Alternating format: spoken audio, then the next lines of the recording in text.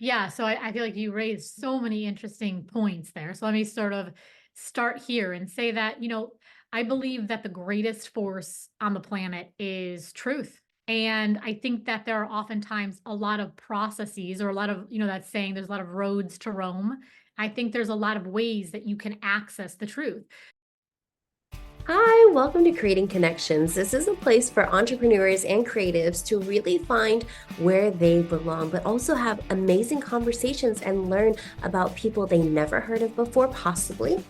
Or if you already know about them, hopefully you hear a part of their story that inspires you to get along in your journey and elevate to the next level of your creativity, of your business, or in life.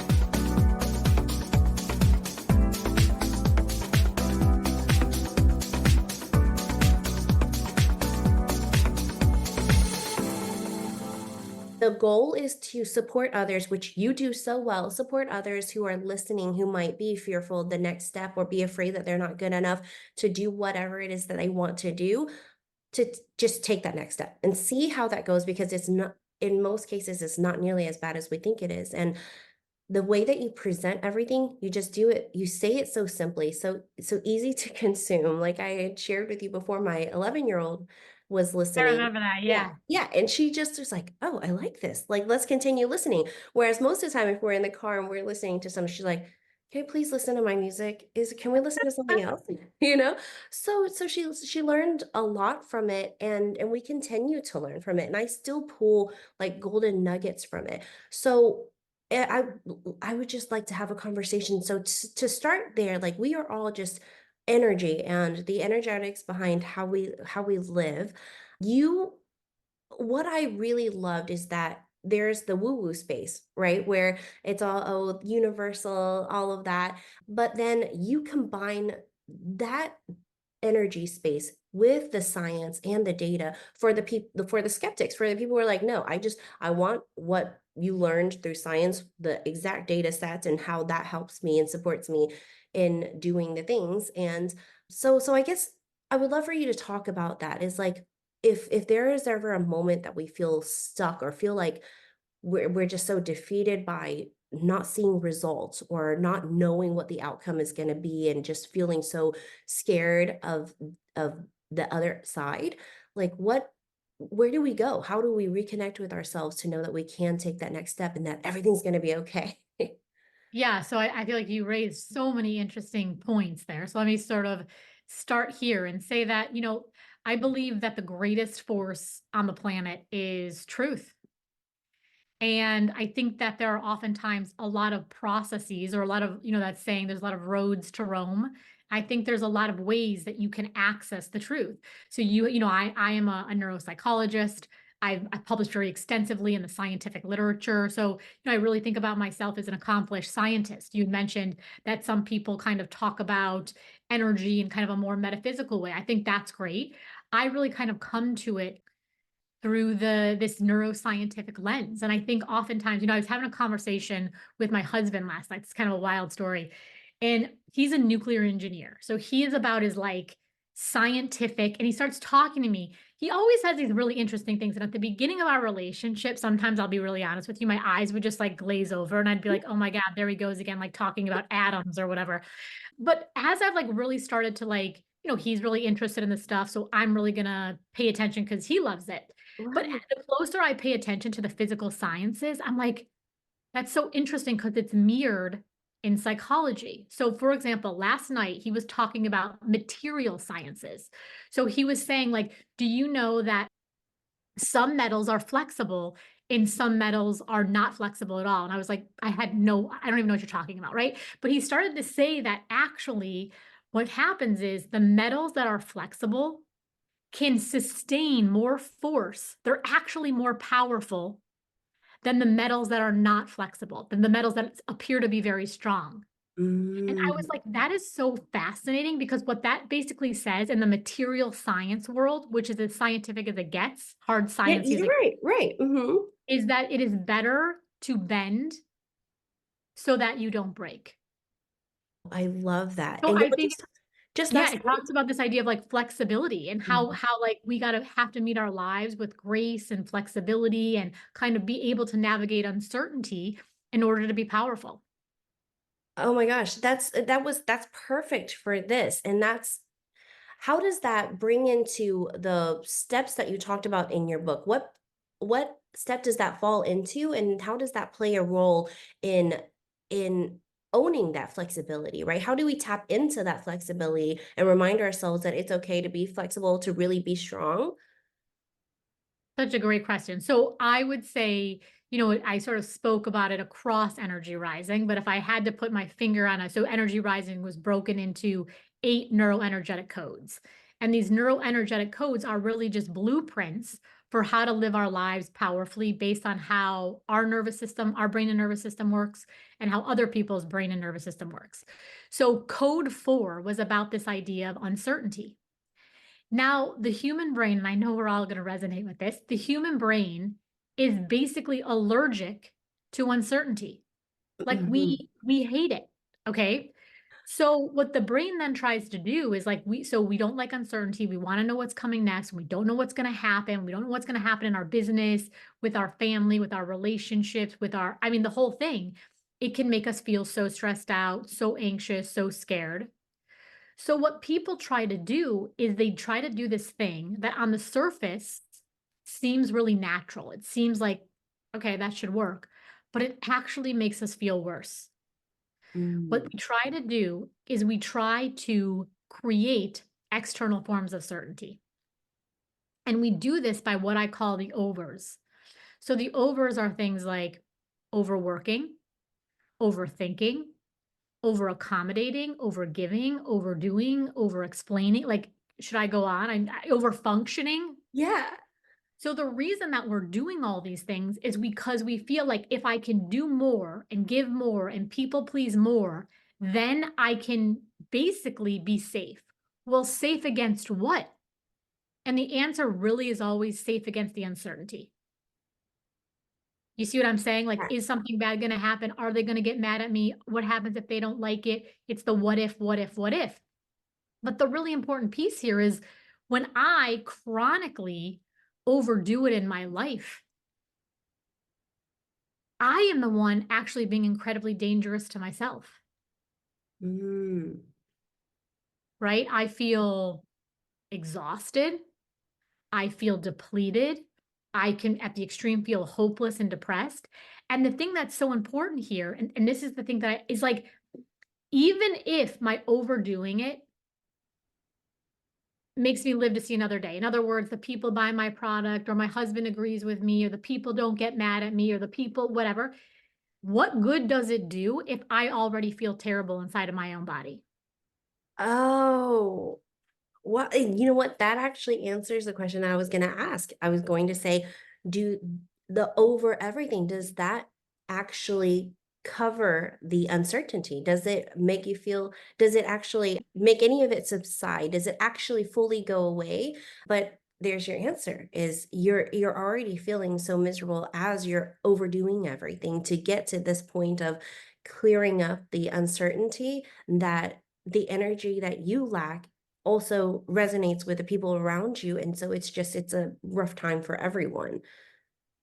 It is. One of the things that I think is really useful is to understand more than useful. I think it's extraordinarily powerful to understand how our brains are actually creating our lives.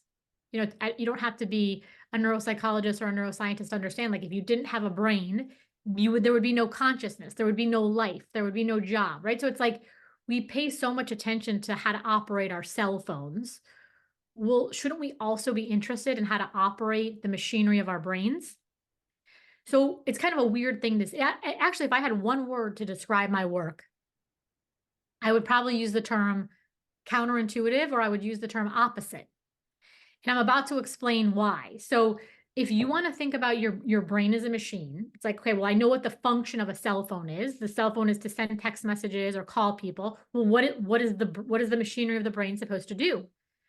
The machinery of your brain is fundamentally in the business of predicting patterns. It's really, at its core, it's in the business of predicting the future. So your brain is taking past experiences, past memories, past data, and predicting future outcomes. Okay.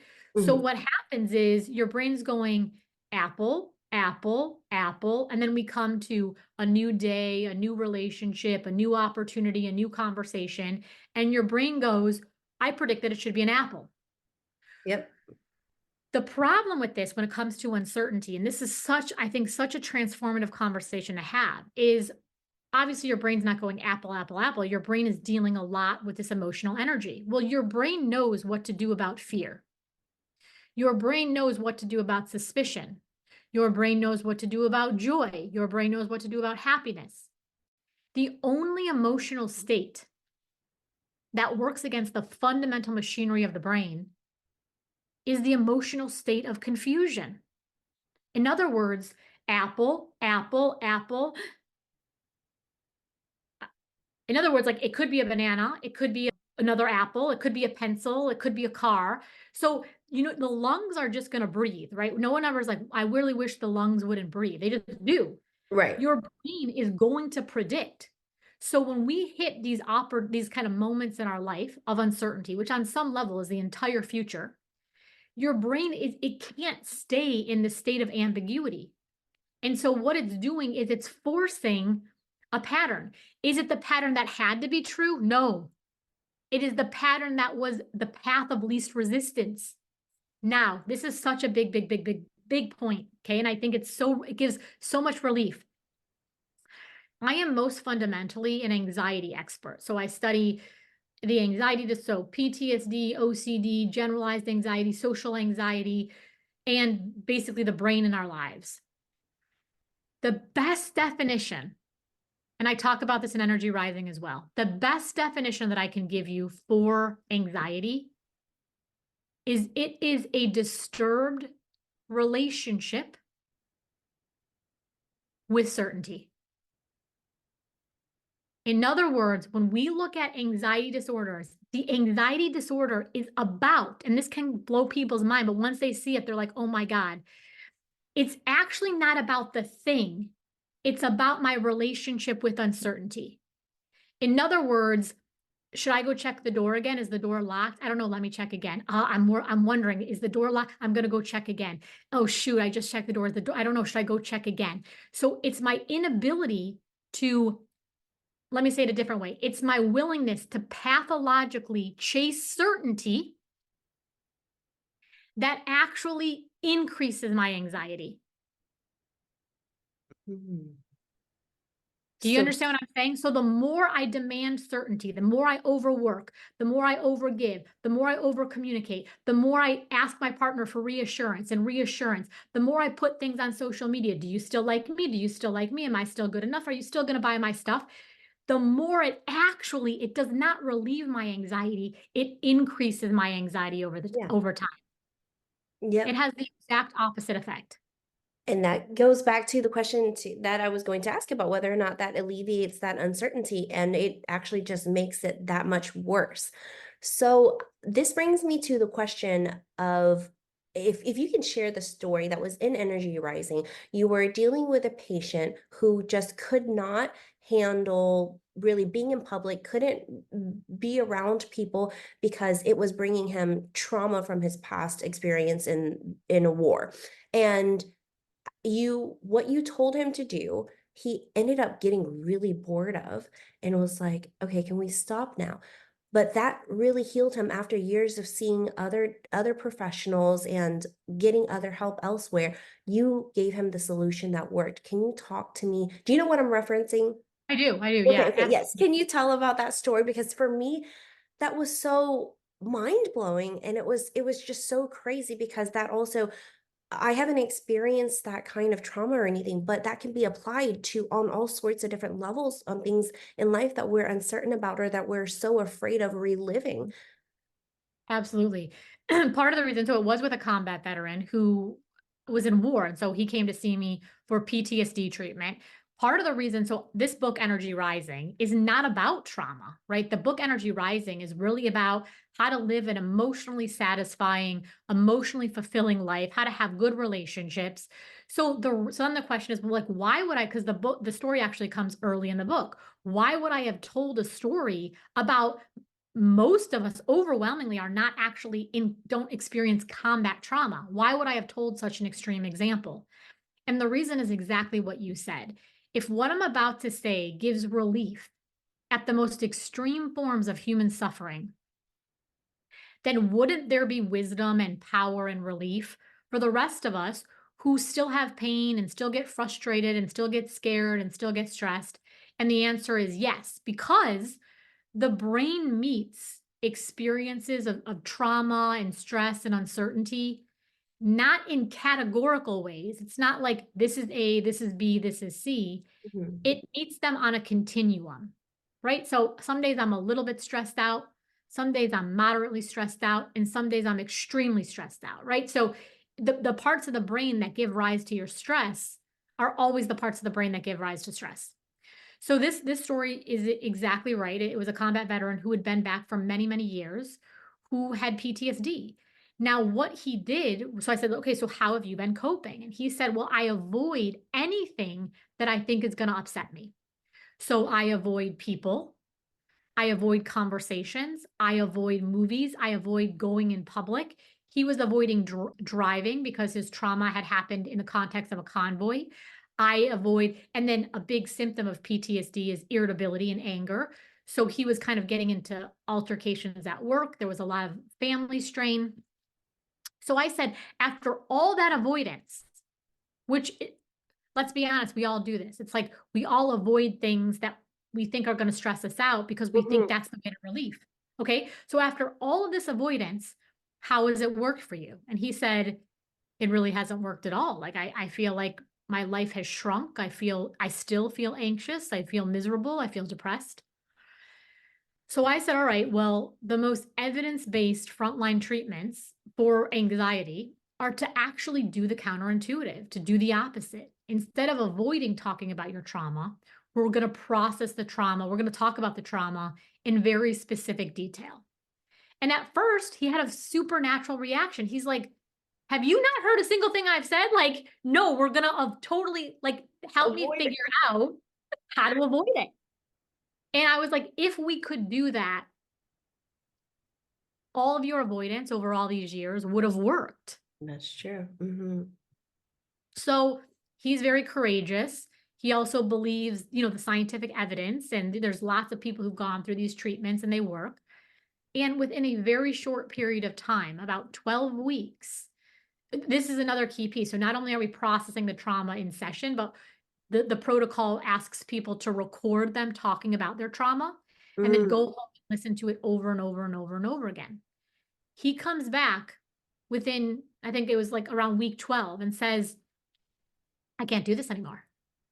And I'm like, okay, well, what's going on? And I'm like, sit down and tell me what's going on. He's like, Doc, every time I listen to this recording, I fall asleep.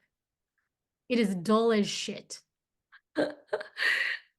And so the transformation, it always gives me chills when I tell the story because in a relatively short period of time, all of that emotional pain had been transformed into freedom.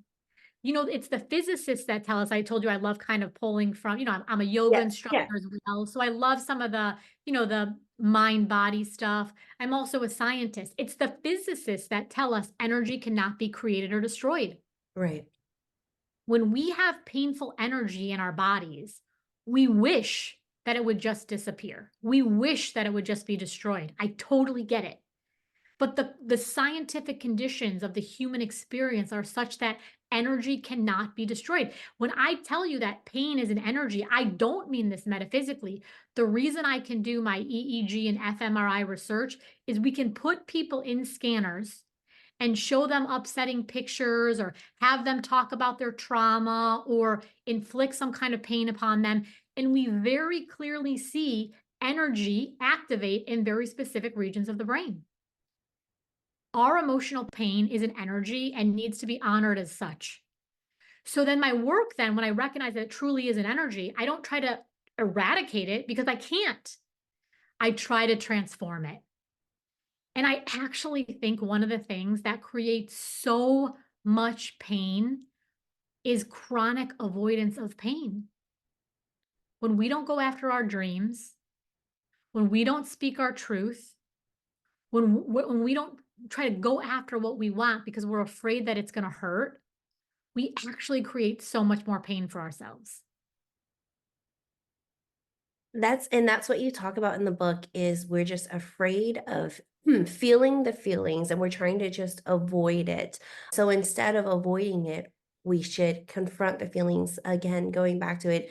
Most of the time it's not nearly as bad as what we're creating in our heads. And the longer we let that sit and really marinate, the worse it gets for ourselves and everyone around us. One of the things that you've mentioned in previous sessions with you that I've learned from you is we may be fearful of failure. We may be fearful of nobody caring or fearful of not doing the right thing or saying the right thing.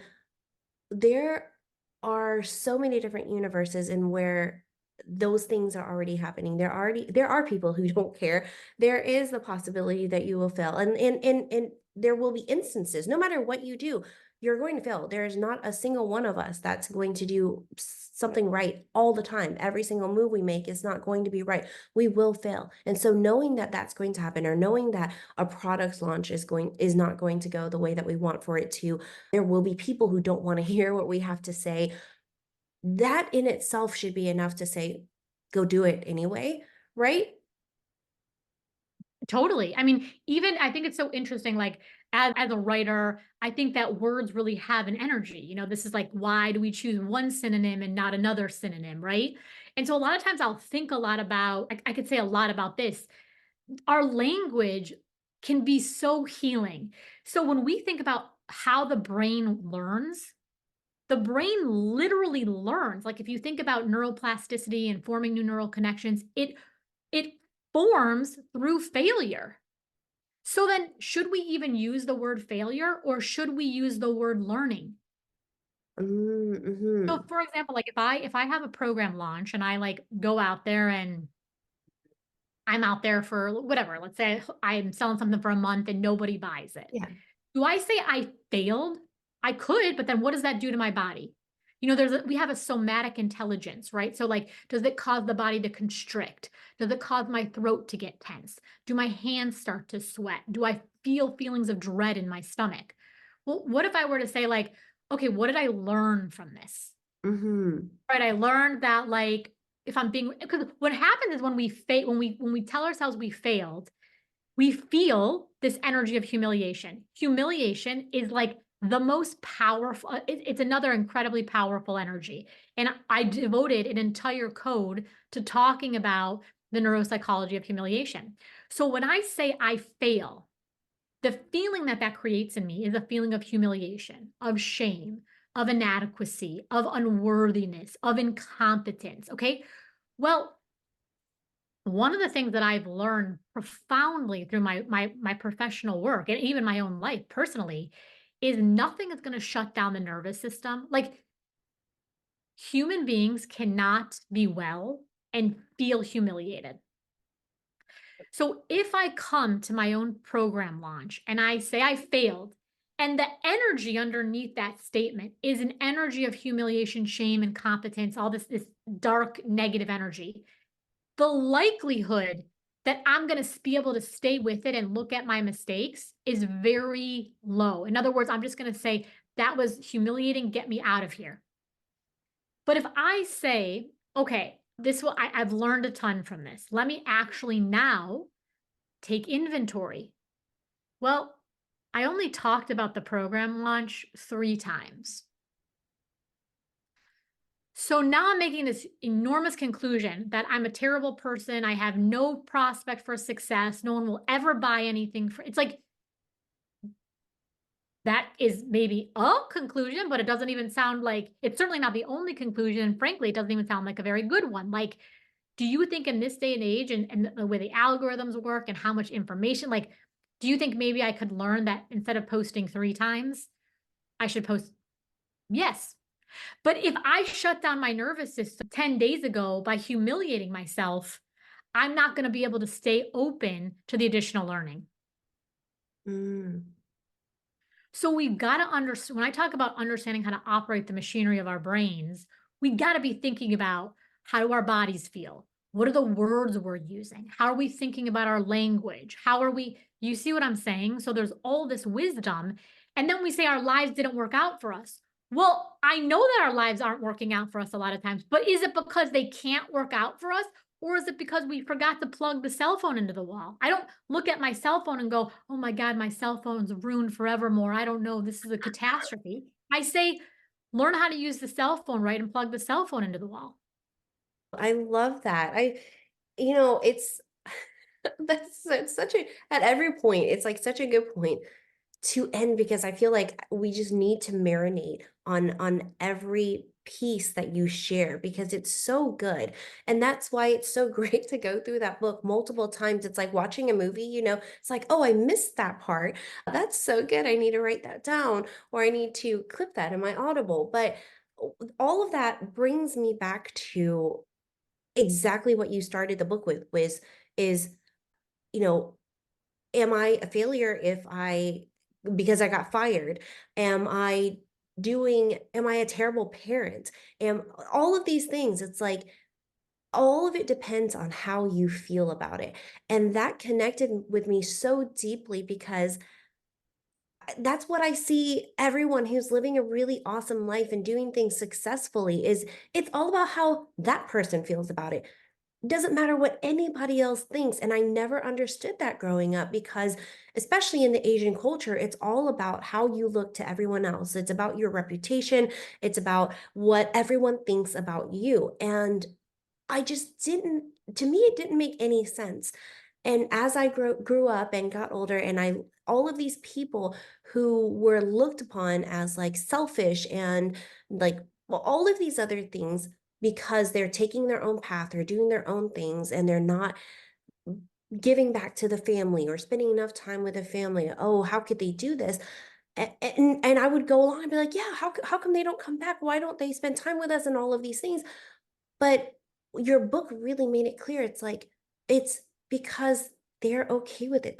They have already made clear to themselves that this is what they're in alignment with. They feel good about this. So when they do show up, they still feel good and they can show up in a good space and not feel ashamed or humiliated because people are thinking certain ways. They're not connected to the way that people think about them. It's what they think about themselves. It's how they feel about certain moments or certain decisions. And to me, that is so powerful. That's the best way to open the book, really, to get you to understand. Like once you're open to this, the rest of the book is going to like what I mentioned in the beginning is it's going to be life changing. And it's so simple yet so profound and so powerful. And I'm so glad that you put it out. I know that you've mentioned before that there was a different copy that might have been released and your editor was like, yeah, this is good. And but this version you were really hesitant about. Is that correct? It is. It is. You and like you've said you always make such great points. I like listening to you talk as well.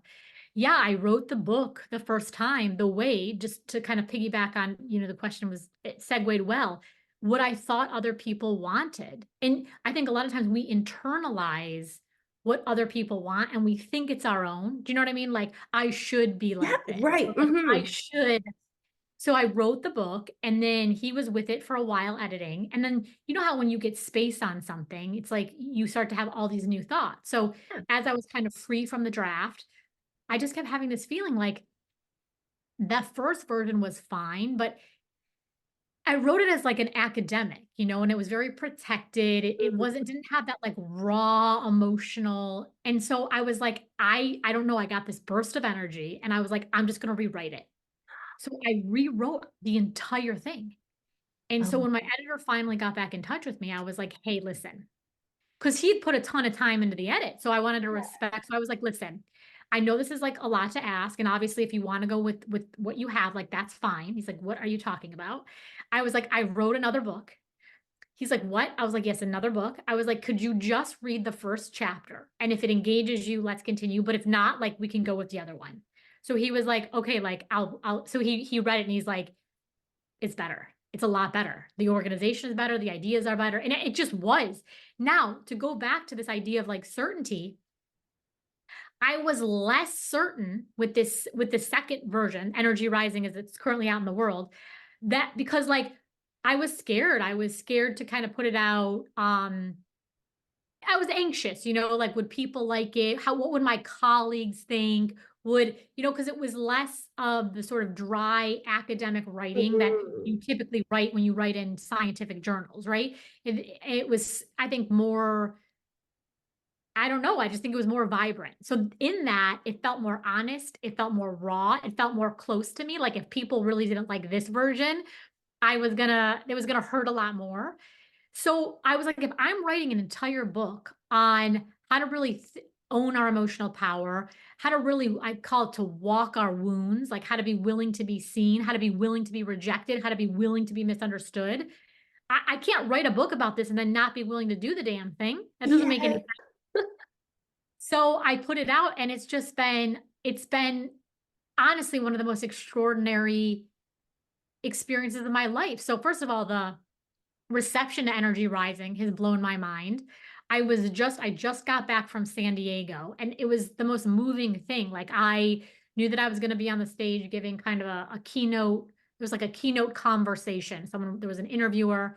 Yeah, it was beautiful. There was like 500 people there. And afterwards, they were like, oh, okay, well, people have copies of Energy Rising. Like some people want you to sign their book. I thought there was going to be like 3 people. There was like hundreds of, I could like cry talking about it, Oh, to just see like so many people. And then to have this experience where an idea that I do not believe belongs to me. I think truth is universal. It belongs to all of us, which is why it's true, yeah. right? It's like if it didn't feel true in my own body, I wouldn't be able to, if someone was like, it's a more effective way of walking, like walk backwards all day. I'd be like, even if it's true, like I can't get that to work in my life. Like I can't walk backwards all day. So Right. when I think the reason Energy Rising is resonating is because it feels like true for the people who are reading it. And that to me feels so powerful. It feels so connecting. It feels like we're in on this together. And it's really been extraordinary. Oh my goodness. So when I mentioned I feel like you are like my own personal secret, it's because when I bring the book up into anytime we start talking about books, business books or anything, right?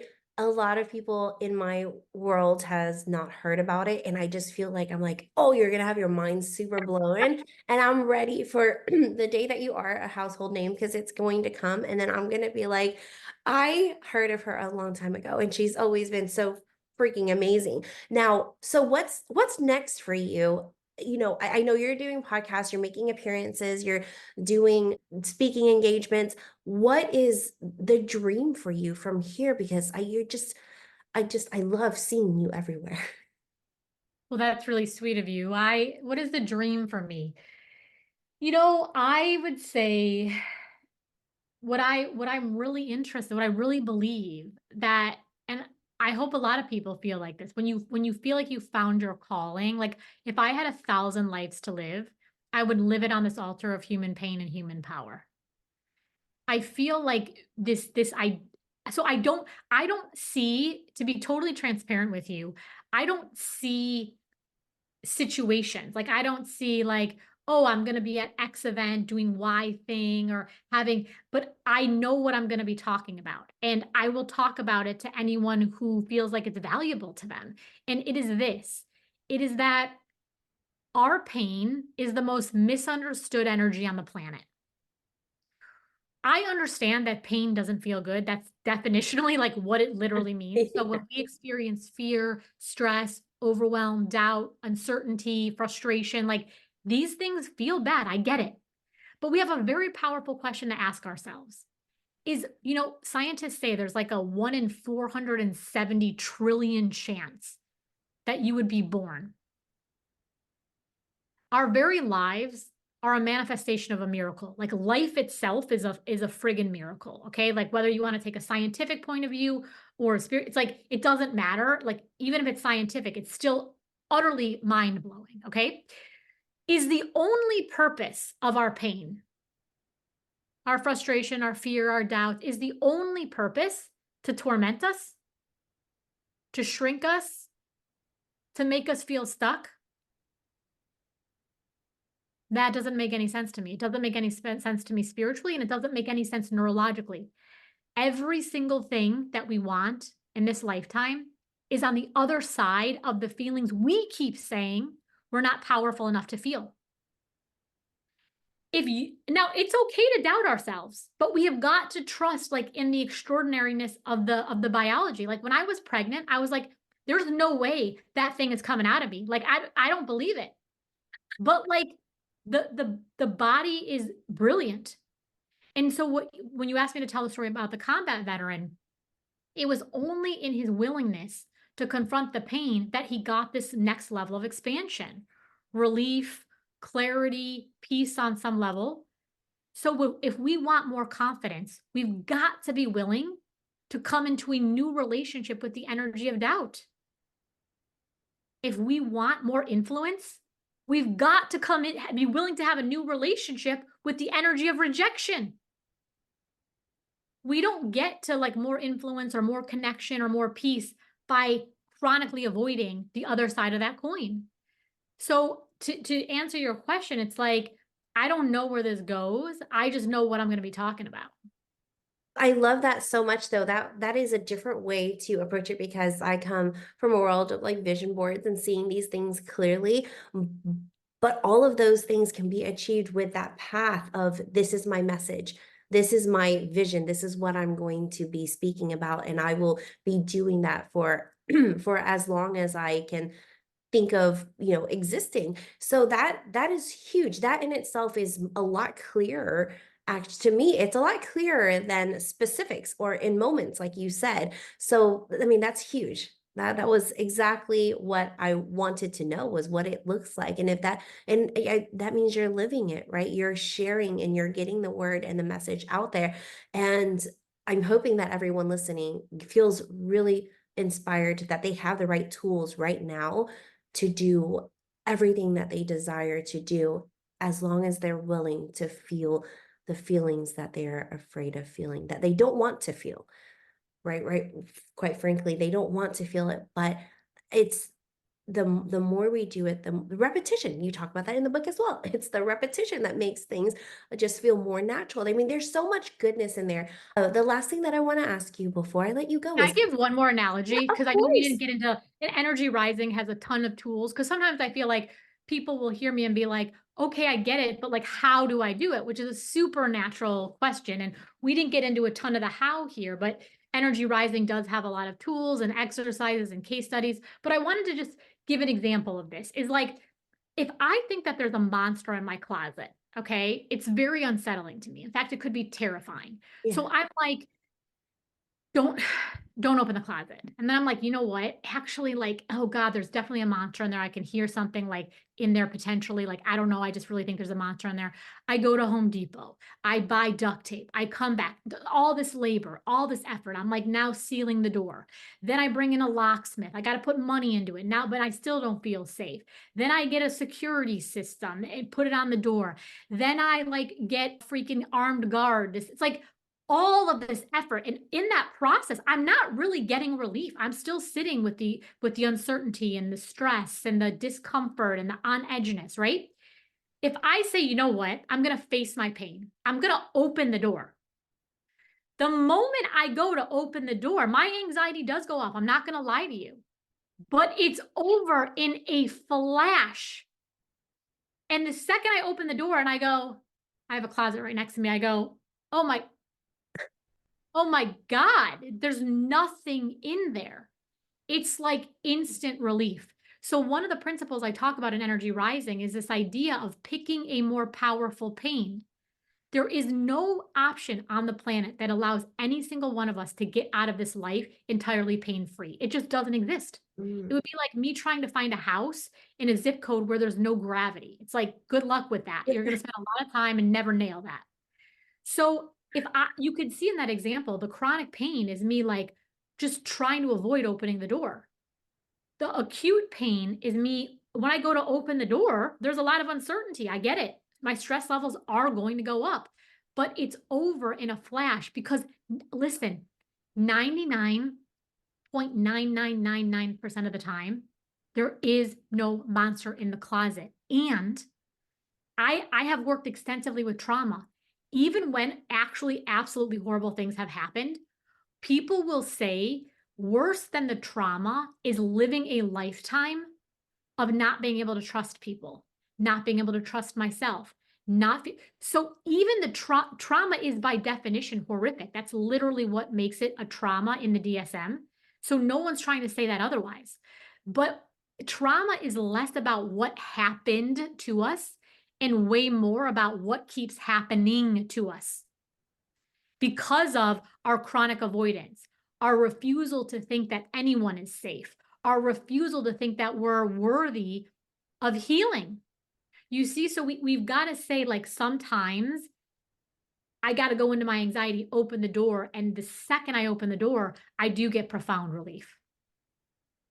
That was a perfect analogy to really explain. Yes, once you actually do it and you see their side, it's not quite as bad as we imagined it to be.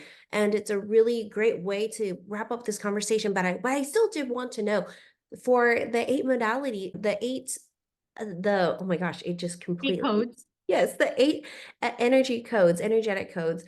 Is that something that came together in the book, or is that something you've always practiced with your patients? So, I it came together in the book in a very concrete blue, that have you ever heard that saying, if you really want to learn something, write about it?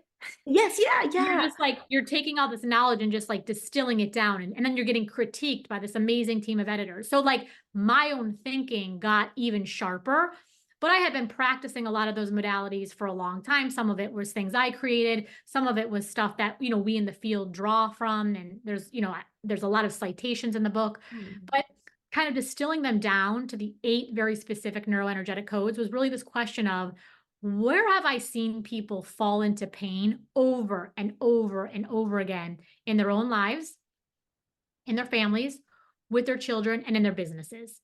And then what is actually the path out? And it was there's 8 neuroenergetic codes.